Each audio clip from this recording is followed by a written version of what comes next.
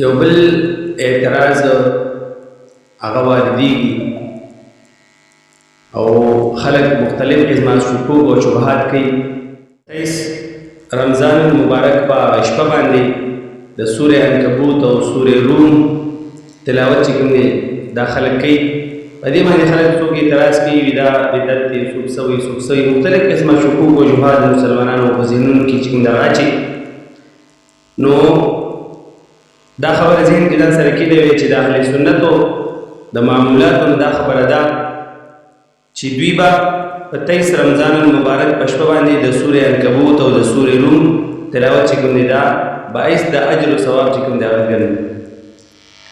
ځکه تلاوت ویل، تلاوت اوریدل دا چې کوم دی دا ډېر زیات د اجر او ثواب عمل دی.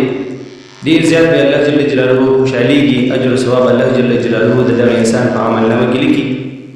دا سورې عنکبوت او سورې روم تلاوت کول داسې نه فرض دي نه څه واجب دي، بلکې دا یو مستحب عمل دی.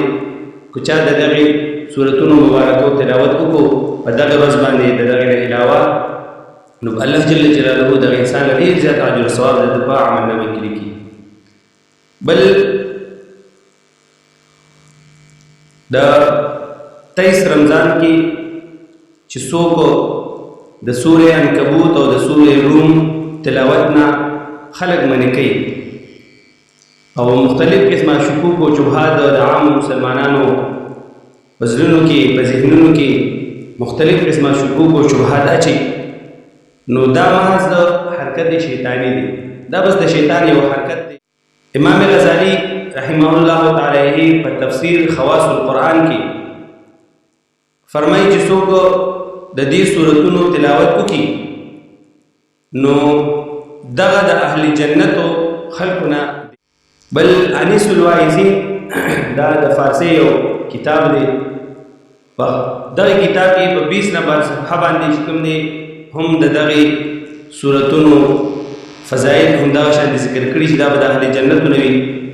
دریم علامه عبدالله اخوند رضا بابا رحمه الله تعالی علیه په ارشاد طالبین کې په 223 صفحه باندې داسې فرمایي چې څوک د دې سورتونو مبارکو تلاوت وکړي نو دغه انسان د اهل جنتو نه حسابېږي. ابو سعود کې لیکلي دي چې امام الانبیاء صلی الله علیه و آله وسلم مبارک فرمایي چې څوک د سورې عنکبوت تلاوت کوي نو الله جل جلاله د دغه تلاوت کوونکي مسلمان ته د مؤمنانو ښځو او د مؤمنانو سړو د مقدار مطابق لس نیکي الله جل جلاله د دغه انسان له ورکوي. او بیا بل د سورې روم متعلق همدغه تفسیر کې تفسیر ابو سعود کې لیکلي دي چې څوک د دغه سورې روم تلاوت کوي نو د ټولو فرشتو د تعداد مطابق الله جل جلاله دغه انسان نه د لس نیکي چې کوم دا ورکوي. بل د دې متعلق هم بعضې خلک اعتراضات کوي چې دا خو یو ضعیف حدیث مبارکه دی، نو د دغې نه استدلال چې کوم دغه درست او صحیح باندې عمل کول دا عند المحدثین چې کوم دی دا درست دي.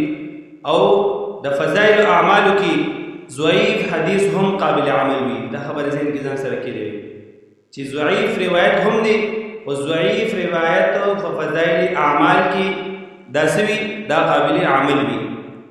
او فتاوا دارالعلوم دیوبند کې هم په 5م جلد صفحه 105 باندې هم دا خبره شته چې ضعیف حدیث په فضایل کې عند المحدثین دا قابل مسلمانانو دا شان دي. د دې سورت مبارکه تلاوت چې کوم دا موږ تاسو له پکار دي، کو یو کس دا هغه تلاوت خپل کولی شي دا ډیره بهتره ده. کو یو کس دا هغه تلاوت خپل نشي کولی نو خپل بچو ته، خپل قاری صاحب ته، د مدرسې او امام ته، د مدرسې او مشر ته، محتمم ته خپل بچو ته وایي چې بچي ته تلاوت وکړه، قاری صاحب ته تلاوت وکړه. موږ به وورو چې څومره تلاوت باندې ثواب دغه قاری صاحب له دغه بچي له الله جل جلاله ورکوي، هم د هر عمره برابر ثواب الله جل جلاله ته په عمل نامه کې چې کوم دی هم درج کړي.